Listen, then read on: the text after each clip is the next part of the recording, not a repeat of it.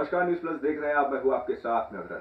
भारत में corona virus संक्रमण के मामलों में लगातार वृद्धि हो रही है। लॉकडाउन खुलने के बाद और पर्व त्योहारों में लोगों के घर से भीड़ में बाहर निकलने की वजह से एक बार फिर से अचानक कोरोना संक्रमण के मामलों में वृद्धि हो रही है। आज सोमवार सुबह तक देश में कोरोना संक्रमण के मामलों की संख्या 91 लाख से अधिक हो गई है। देखिए ये रिपोर्ट।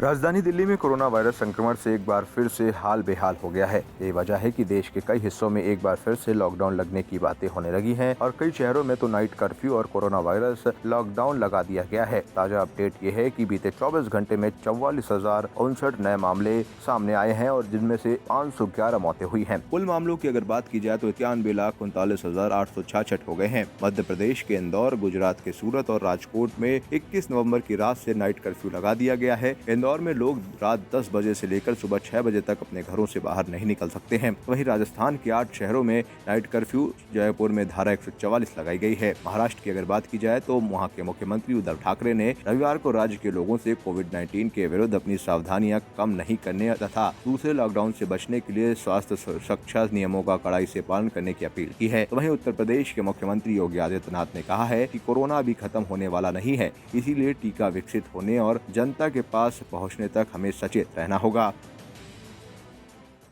देश की पहली कॉर्पोरेट ट्रेन तेजस एक्सप्रेस ट्रेन आज से बंद होने जा रही है। मीडिया रिपोर्ट्स के मुताबिक तेजस एक्सप्रेस ट्रेन में यात्रियों की कमी के कारण और कोरोना की वजह से यात्रियों की कमी है, जिसके बाद इसे अगले आदेश तक बंद किया गया है।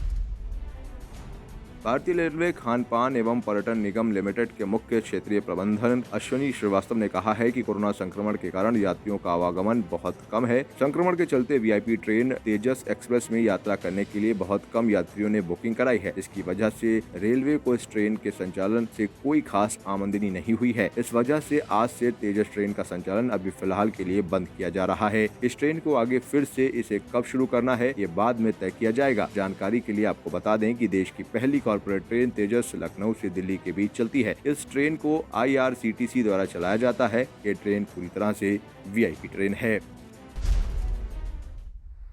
उत्तर प्रदेश के वाराणसी में लालपुर पांडेपुर थाना क्षेत्र के रिंग रोड पर बदमाशों और पुलिस की मुठभेड़ हो गई। मुठभेड़ में 1 लाख का इनामी बदमाश मोनू चौहान को गोली लगी।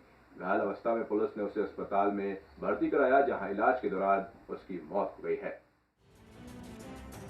बता दें, मोनू चौहान बीते दिनों लालपुर में प्रेमा देवी के घर में घुसकर गोली मारने के मामले में वांछित था। एनकाउंटर में पुलिस के भी 2 जवान घायल हुए हैं, जिन्हें इलाज के लिए अस्पताल में भर्ती करवाया गया है। दरअसल क्राइम ब्रांच और पुलिस को सूचना मिली कि बीते दिनों प्रेमा देवी की हत्या में शामिल मोनू रिंग रोड पर मौजूद है। सूचना के आधार पर पुलिस ने घेराबंदी की। पुलिस को देखते ही बदमाश मोनू ने फायरिंग शुरू कर दी। पुलिस ने जवाबी फायरिंग की। दोनों तरफ से गोलियां चली। पुलिस की गोली बदमाश मोनू को लगी। वहीं बदमाशों की गोलियों से क्राइम ब्रांच के एक सिपाही और चौकी प्रभारी पांडेपुर घायल हो गए। घायल बदमाश मोनू को इलाज के लिए अस्पताल में भर्ती कराया गया, जहां उसकी मौत हो गई है। बॉर्डर सिक्योरिटी फोर्स को 19 नवंबर को हुए नगरोटा एनकाउंटर में एक के बाद एक ऐसे कई सबूत मिल रहे हैं, जिनसे पाकिस्तान के रोल की पुष्टि और मजबूती से होती है। बीएसएफ को 200 मीटर लंबी और 8 मीटर गहरी एक ऐसी सुरंग मिली है, जिसके बाद सुरक्षा बल ये मान रहे हैं कि जैश ए मोहम्मद के 4 आतंकी इसी सुरंग से भारत में दाखिल हुए थे। देखिए रिपोर्ट।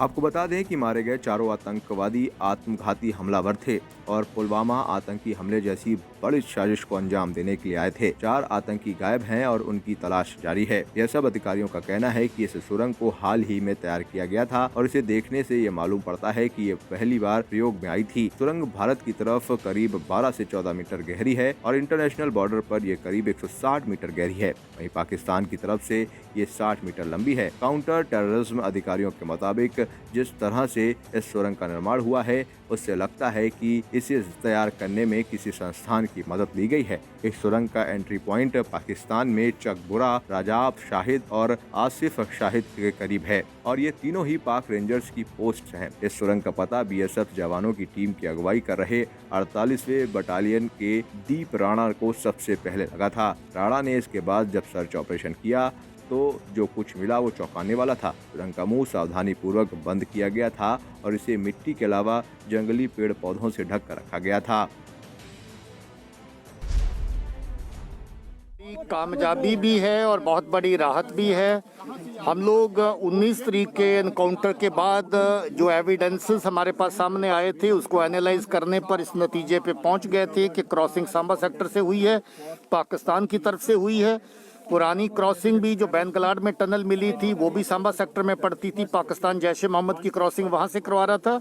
ये एक नई टनल है जो पुरानी टनल बंद हो जाने के बाद पाकिस्तान ने दफारा खोजी है। अगर आप देखें तो पाकिस्तान के जो दहशतगर्द हैं जो उस दिन एनकाउंटर में मारे गए, हर तरह का सामान जो उनके पास मौजूद था उस पर पाकिस्तान की मोहर थी, चाहे उनके पास टेलीफोन हो, चाहे वायरलेस सेट हो, चाहे दवाइयाँ हो, चाहे खाने पीने का सामान हो, या फिर कपड़े जो उन्होंने पहन रखे थे। आज इस टनल के ऊपर भी पाकिस्तान की मोहर है। इस बैग के ऊपर देखिए पाकिस्तान कराची से जो बैग है, सीमेंट बैग जो लगा हुआ है, और इस बैग को भी पाकिस्तान की मोहर साबित करती है कि तमाम कार्रवाई ट्रेनिंग से लेके लॉन्चिंग तक और दहशतगर्दी को चलाने तक पाकिस्तान की इसके ऊपर मोहर है। कांग्रेस पार्टी में कलह लगातार बढ़ती जा रही है। एक के बाद एक चुनावों में पार्टी की हार और शीर्ष नेतृत्व की कथित निष्क्रियता के खिलाफ बड़े नेता मुखर होने लगे हैं। सबसे पहले कपिल सिब्बल ने एक इंटरव्यू में पार्टी को आईना दिखाने की कोशिश की। अब पूर्व केंद्रीय मंत्री पी चिदंबरम और राज्यसभा सांसद गुलाम नबी आजाद ने भी यही किया है। आजाद ने तो खुले तौर पर राहुल गांधी पर सवाल उठाए हैं। देखिए ये रिपोर्ट। इसके बाद पार्टी दो धड़ों में बटी नजर आ रही है। एक धड़ा गांधी परिवार के साथ खड़ा नजर आ रहा है तो दूसरा धड़ा वो है जो सोनिया गांधी और राहुल गांधी से सवाल कर रहा है। कपिल सिब्बल, गुलाम नबी आजाद और चिदंबरम के बयानों पर प्रतिक्रिया देते हुए लोकसभा में नेता प्रतिपक्ष अधीर रंजन चौधरी ने यहाँ तक कह दिया कि जिन नेताओं को लगता है कि कांग्रेस ठीक नहीं है वो पार्टी छोड़ सकते हैं और अपने अलग पार्टी भी बना सकते हैं। गुलाम नबी आजाद का कहना है कि कांग्रेस जमीन से संपर्क हो चुकी है और यहाँ कोई भी पदाधिकारी बन जाता है और फिर लेटर हेड और विजिटिंग कार्ड छपवा कर संतुष्ट हो जाता है। तो वहीं पी चिदंबरम का कहना है कि जमीनी स्तर पर कांग्रेस की स्थिति खराब होती जा रही है। भाजपा के मुकाबले कांग्रेस की संगठनात्मक संरचना बहुत कमजोर है। बिहार में हमने ज्यादा सीटों पर चुनाव लड़कर गलती की। पार्टी को सीटों के बंटवारे में केवल जीतने वाली सीटों को चुनना चाहिए था, भले ही इनकी संख्या कम होती। तो वहीं कपिल सिब्बल का कहना है कि लोगों ने अब कांग्रेस पार्टी को विकल्प के रूप में देखना बंद कर दिया है। इतना ही नहीं, पार्टी के आला नेता ने भी एक सामान्य बात मना लिया है। तो वहीं पार्टी के वरिष्ठ नेता सलमान खुर्शीद की माने तो पार्टी में नेतृत्व का संकट नहीं है। पूरी कांग्रेस सोनिया गांधी और राहुल गांधी के साथ है। आधे ही हैं जिन्हें सोनिया और राहुल के प्रति समर्थन नहीं दिखता है। फिलहाल मुझे अग्रल को दीजिए इजाजत। बाकी की खबरों को जानने के लिए अब ताजा अपडेट के लिए बन रही आप न्यूज़ प्लस के साथ। नमस्कार। लेटेस्ट खबरों से जुड़े रहने के लिए हमारे चैनल को सब्सक्राइब करें और बेल आइकन को प्रेस करना ना भूलें।